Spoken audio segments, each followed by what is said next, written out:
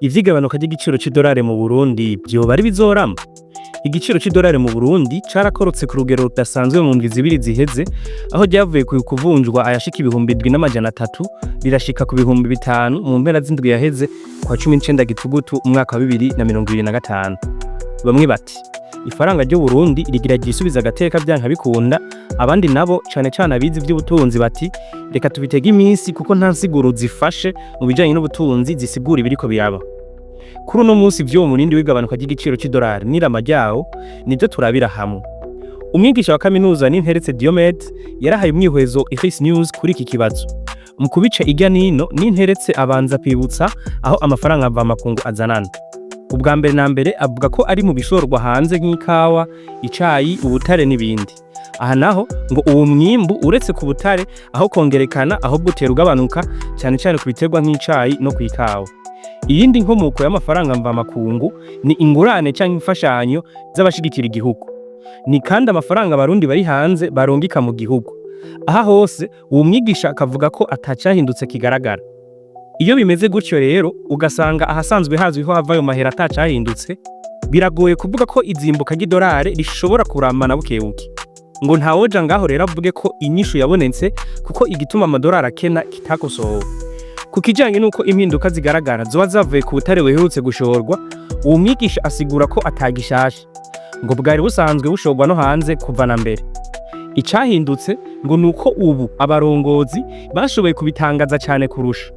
Kandi noneho ngo ntiyibaza ko amafaranga ubuherutse gushorwa bwaguzwe yoba arashika mu gihugu.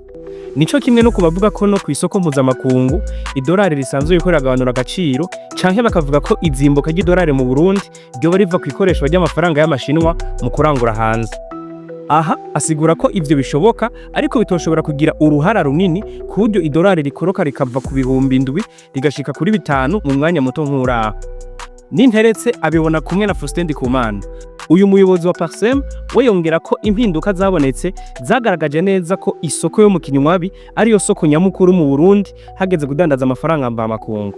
Asigura kandi ko atakigaragaza ko amafaranga mva makungu yagwiriye mu gihe ibanki nkuru y'igihugu itariko irayaha amabanki y'ubudandaji ku rugero umuntu wese ayakeneye ariyo ayaronderera. Kuba hakiri ubukene bw'igitoro canke amashirahamwe amwamwe akora nabi ngo nibimenyetso vyerekana ko amadorari agikenye. Ibiriko biraba Faustin Ndikumana afata ko ari nk'abadandaza boba biteze ko hashobora kuzoboneka amadorari mu gihugu mu minsi iri imbere, bagaca baba bararetse kugura ku giciro cyo hejuru mu kurindira ko hazoboneka ayazimbutse, ivyo bita anticipation mu gifaransa. Umurindi wo kuduga uza warasubiriye. Kuri uyu wa mbere itariki 20 Gitugutu 2025 hari abagize ico bashikiriza ku makuru Ifis News yabashikirije. Bagize bati ahubwo nyabuna amadorari y'abanyamerika yarasubiye kuduza igiciro gushika ku bihumbi 6 na yarenga.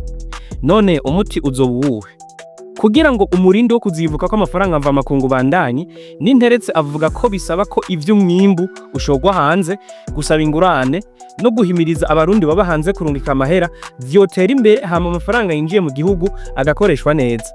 N'interetse aratera intege kandi banki nkuru BRD kubandanya mu nzira nziza yo kunganisha ibiciro vy'amafaranga haba mu mabanki no kuri marché noir. Mu gushika kuri ibi iyo banki yobandanya ihanura abari mu ntwaro n'abadandaza gucisha amafaranga mva makungu mu nzira zitegeretswe. Muri iki gihe ngo ntawosubira guca mu kinywabi haba abashigikira igihugu canke abanyamahanga bakibamwo canke abarundi bari hanze igihe bazanye amafaranga mu Burundi. Muri ntwarante 2025 ibanki nkuru BRD yarahimbaje imyaka 60 imaze. Umukuru w'igihugu yari yitabiriye ivyo birori yatangaje ko umwaka wa 2025 ari umwaka wo kuzamura agaciro k'ifaranga ry'u Burundi vyanka bikunda. Zimwe mu nzira yashikirije vyo camwo harimwo kugwiza umwimbu w'ibishorwa hanze y'igihugu harimwo n'ubutare. Kuwa ndwi Gitugutu uyu mwaka imodokari za mbere zishuye amatoni 260 y'ubutare mu Bushinwa zarafashe urugendo, bikaba bivugwa ko n'ubundi buzimvye cane bwimirije gushorwa. Ku bwanyu idorari rirabandanya rikoroka canke ntibizorama? Tubwire muri commentaire.